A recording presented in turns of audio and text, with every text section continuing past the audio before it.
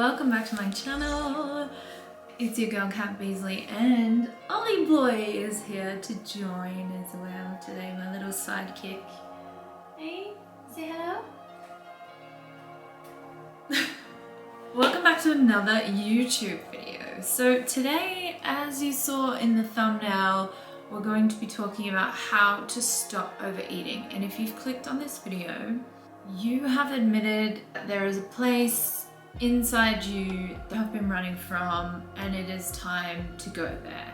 So for that, I want to honor you, I want to welcome you, I'm proud of you, because it's not easy. I know for a very long time I was running away from how I felt, using things to suppress those feelings and emotions. Even if your thing is not overeating and it's something else that you turn to in your moment of running from those feelings, if it's smoking, if it's drinking, if it's sex, relationships, people, any kind of addictive behavior, you can apply these tools to help you heal that part of you.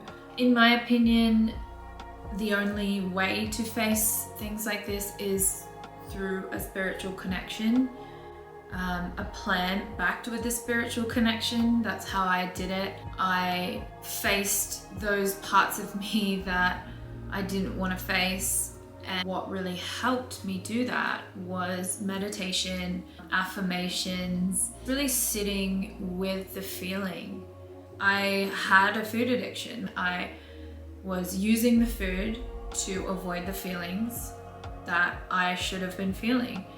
Yeah, in my opinion, when you're turning to something else to mask those feelings, that's an addiction. Really, you can apply this method to any area of any addiction. If you want to completely stop, obviously you can't stop eating food, but you can change your behavior to more of a healthier relationship with food and just kind of get rid of that. It might not even be a need to, but just like you feel the feeling come up and then next thing you've binged, and then you're in this place where now I've binged and I feel bad, and then you feel shame, you feel guilt, and then you beat yourself up about it. It's happening again. It's this vicious cycle, and you don't know what to even say to someone to ask for help. It's something that is really hard to admit because you don't want to be judged. I didn't even admit it to myself. I've always been quite a slim, tall girl, so anyone that would ever look at me would think, oh, she can eat whatever she wants, she looks amazing. Really, I was really struggling inside because I didn't have a healthy relationship with food, with exercise, or with myself. I just decided that one day I'd had enough and I wanted to just do everything intuitively, because that's how we were born. We all have the ability to do things intuitively. It's just these blocks and sometimes traumas that get in the way of us having that connection to our intuition and our inner guidance system. It gets blocked because of that need to control, and to control overrides the feeling. So you're running from the feeling and you're trying to control what you eat, how you eat, where you eat, what you eat, and how much you eat. It results in guilt and shame, and then you're back to the start. I think teaching and getting in touch with people, the best way to connect is to tell my story. When I was 17 years old, I was in a relationship. It was very toxic. Because I loved this person so much, it was kind of like love and obsession. I really gave my power away to this person, where everything he said was the way it should be. And he was very opinionative of my appearance. You know, being 17 is hard enough. You're figuring out what you're doing, where you're going. I was having a terrible time with my menstrual cycle. A doctor told me to go on the pill. That was like the worst thing he could have ever done, because he should have really recommended a healthy diet and exercise to try and get it under control, he just straight away said, let's put you on the pill. And I said to him, like, I don't want to change my body, like I don't want to put weight on. And he was like, well, let's put you on a low dosage pill. And me being super sensitive that I am, so within a few weeks to a month, I'd put on 5 kilos, 10 pounds, which is quite a lot, like especially because I was quite thin. And this person I was dating said something. He said, oh wow, you've put weight on, in like a really judgy kind of way. And I was just like, oh no, like, because the funny thing was I didn't really care, like at the time. I remember saying to my friend, like, I'm pretty skinny, like I wouldn't mind putting a little bit of weight on, so it's fine. Seeing his reaction, like from that judgmental standpoint, and I was like, ah! An impressionable 17-year-old, of course, I was just like, oh no, it's wrong, like something's wrong, I need to fix this. And so I freaked out and I went off the pill, which resulted in my hormones going absolutely mental. I kept the weight on, my skin went crazy, I had like really bad acne all over my cheeks. This relationship got so bad that I ended it. So not only had I put weight on, I had acne, and this relationship had ended. So I just plummeted into depression. I didn't really have access to information about like exercise or like healthy eating, and you know, all I knew is what I knew and what my family knew. Like my family weren't like overly into fitness, and my mum would always just watch what she ate when she wanted to lose a little bit of weight. I turned to food, so I just thought, you know, I'll just starve myself, drop the weight, which started my very unhealthy relationship with food. It was something I kept to myself. I just over the years would starve myself, eat normally, starve myself, eat normally, and my weight would kind of go up and down. But again, no one really would have noticed but me, because you're so judgmental on yourself that every little thing you're just like, oh, this is the worst thing that could ever happen. But people look at you and they're like, you look the same. So it was like this inner turmoil. So whenever I would have an emotional time, food is something that I would turn to, whether it was overeating because I wanted to feel better, or undereating because I wanted to lose weight. And it would just go up and down, and I got into like juice fasting and, you know, doing the detoxes. I would be telling myself and everybody around me that it's for my health, but really inside it was to lose weight. There is a time and place for juice fasting. Like there are some incredible stories about people who have like shrunk tumors and gotten rid of like autoimmune diseases, because allows your body to focus on bad cells and detoxify your body. And so there are some really, really great stories. But the point to me doing the juice fasting was to lose weight fast. Which is not sustainable. Didn't have the tools that I have today. So I was just suffering. I remember I went to the gym one time and I said to the person, like, this is what I want to do. This is, you know, the results that I want. And they basically were like, well, that's a really hard thing to do. So basically they just completely deterred me from joining the gym. But that was put in the too hard basket. I just did it the only way I knew how to, which was to control what I ate and what I didn't eat. So when I moved to London, it kind of, my food obsession kind of shifted to drinking and going out. I still was not allowing myself to feel those feelings, because when they would come up, I'd just be like, let's have some wine, let's go out. And it hasn't really been until the last like 2-3 years that I've really decided, okay, this is not sustainable. I need to face this. Having the tools and my spiritual practice to turn to has really been the only thing that has allowed me to heal that part of myself. And I, sitting here today, can say I'm 100% healed. My relationship with food, with my body, with myself. I truly, truly, truly come from a place of compassion and love whenever I do anything. Yes, there's days where I have bad thoughts and I look at myself like, oh, why did you do that? But then I quickly flip it to a place of compassion and forgiveness, because that's the only way you're going to move forward if you forgive yourself. So recently I did a course by Gabrielle Bernstein. It's called Finally Full. So a lot of what I'm talking about is inspired by that. I'm actually going to give you a journaling exercise, a few little tools from that course that I did. The first step would be to meditate with the intention to feel into the feelings that come up for you, that force you to binge, to restrict, to throw up, whatever your thing is. What is that feeling that forces you to do that? If the feeling comes up for you in the meditation, great. And don't kind of sit there and think too much, but just sit with the intention to feel the feeling. And sit with this for at least 11 minutes, because it will probably take you a little while to get into that place. Then I want you to grab your journal and answer these questions. In what way does your inner condition reflect your relationship with food? I'll pop everything in the description box below so that you can do the exercise later. So the next question is, what was the conversation and energy around food in your home when you were growing up? So grab your journal and just free write with the intention to answer these questions.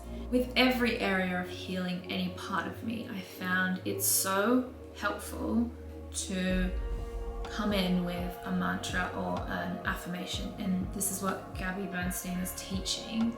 When you find yourself in a binge or about to binge or restrict or whatever it is for you, repeat this mantra. I love my food and my food loves me. Also, if you catch yourself in a binge, about to binge, or even after you've binged, forgiveness is the biggest part of this. You are going to mess up. You're going to make mistakes. I want you to forgive yourself. Yes, today I messed up, slipped back into an old pattern of binging. It's okay, I forgive you. The thing I used to feel was after I'd eaten too much, I'd be like, oh no, I'm gonna put weight on.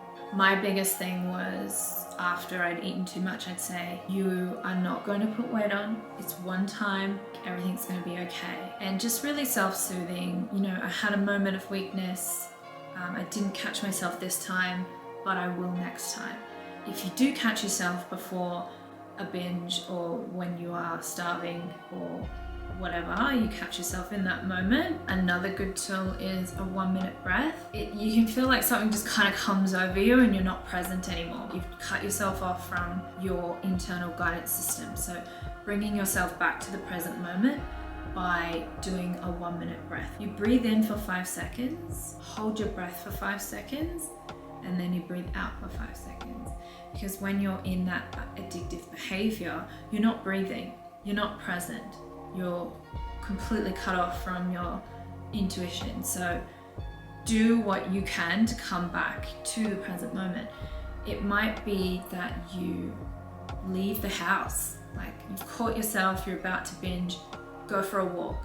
Bring yourself back to the present moment. Do what you can to be present. I remember one of my friends, we were talking about like overeating one day, and she said, I'll have my dinner and then I'll have like a chocolate biscuit, and I'll think, oh, I really want another chocolate biscuit. And it's like, just takes over and you can eat the whole packet and then be like, whoa, how did that happen? She said that she would eat a chocolate biscuit and then she'd say, okay, I'm like, that was really nice. I'm gonna go have a shower, come back, and if I still feel like one, I'm gonna have one. But if I don't, I won't. And I was like, that's a really cool way of looking at it, because you're taking yourself out of that addictive moment by removing yourself from the situation to give yourself a moment to think about it. 9 times out of 10, you don't really want that extra chocolate biscuit. You were just acting on that, oh, that feels good, I want to keep feeling good. But you need to find other things in your life that make you feel good, because food is just a fraction of what feels good in life. You might not be where you feel like you can admit it to people, because I know myself, I didn't tell anyone. I didn't want anyone to know. I wanted to be known as the thin girl that could eat whatever she wanted, and that was the persona that I put on. So no one knew that I was struggling so much. If you are at that point where you can talk to someone like your best friend or your family member or whatever, and you catch yourself in that moment of addiction, give them a call. Ask them what's going on in their life. How can I help you today? Like, is there anything going on that you need a hand with? Helping out someone else always feels really good. Take yourself out of that situation. Yeah, so hopefully at the end of this video, you've recognized what the feeling is, where it's come from. Then it's time to release that feeling. And the only way to do that, my friends, is to feel it. So having that time and compassion and forgiveness and love and support for yourself and that part of you, whether it was a 5-year-old at the dinner table or a 17-year-old in a toxic relationship, give yourself time and space to honor that part of you that you've been running from. Just sit with it. And that's why the meditation is good. You can even imagine yourself as whoever you were. Like for me, the 17-year-old, feeling lost and alone and not good enough and unworthy. Just kind of picture yourself sitting with that version of yourself and picture that girl coming to you, sitting down in front of you saying, I have put a little bit of weight on. I feel not good enough. I feel awful. I feel terrible. I don't know what to do. I'm so lost and alone. What would you say to that girl? And for me, I would say, oh my goodness, girl, like you are beautiful. You have got your whole life ahead of you. This is just the beginning. Let it go. Accept yourself for who you are. People who truly love you will always love you. Nothing you can do will ever make them stop loving you. And then I would just give her a big cuddle.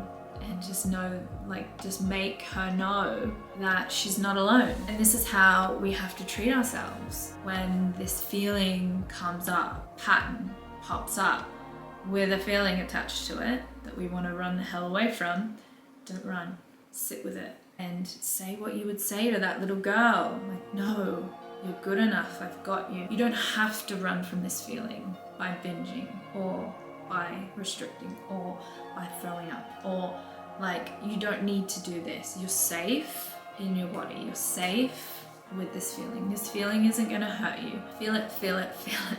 Feel it to heal it. I hope you found some tools to help you on your journey to heal your relationship with whatever it is you need to heal your relationship with. There was a lot more to this course, but I feel like this is definitely step 1. I might come back with a part 2 of this video because I know that there's a lot of girls who struggle with this. They might not feel that they can talk about it or admit it. So the biggest thing is admitting it. You don't have to admit it to people, admit it to yourself. Like, yeah, this is not healthy. I want to change it. And it's like almost when you admit it to yourself, a massive weight is like lifted off your shoulders. When I did start talking about it to my friends, they're like, oh yeah, been there. But no one talks about it, especially me growing up. Like when I was 17, it was really like the fashion was to be super, super skinny. Now I love that it's any body shape is beautiful. Like whatever you're born with is beautiful.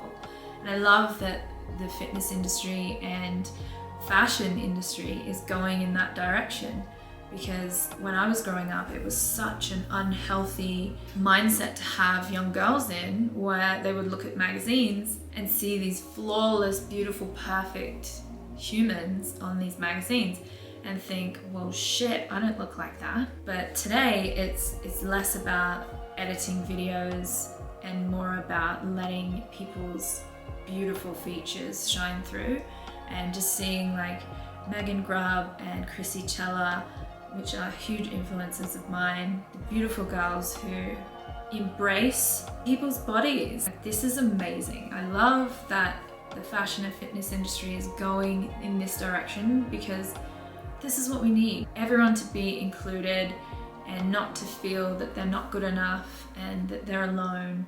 This is why I wanted to make this video, because if you are struggling, I'm telling you, the answer is within you. It is something that you're running from, that you do not need to be running from. If you're running from a feeling, you need to turn around and run towards that feeling, because that is the answer. And there are so many tools available. I talk about it a little bit on my channel, Food and Intuitive Eating, so there's videos available to you. I've given you some tools today. And I just want you to know that you're not alone, and if you need someone to talk to, comment below and I'll get back to you. If you don't feel that you can comment about something like this, DM me, link my social media down below. Whew, I'm getting out of breath. I'm just like trying to get all my words out because I love this. This is kind of healing for me as well, talking about it. I just want you to feel that you're not alone, because you're not. Thank you so much for watching, guys. If you've made it to the end of this video, I appreciate your support. While you're here, if you could give this video a like and subscribe, show me some love, that would be fantastic. I'm gonna love you and leave you, and I'll see you next time for another exciting video. Bye, guys. Say bye, Ali. Say bye. Bye bye. Sleeping as usual.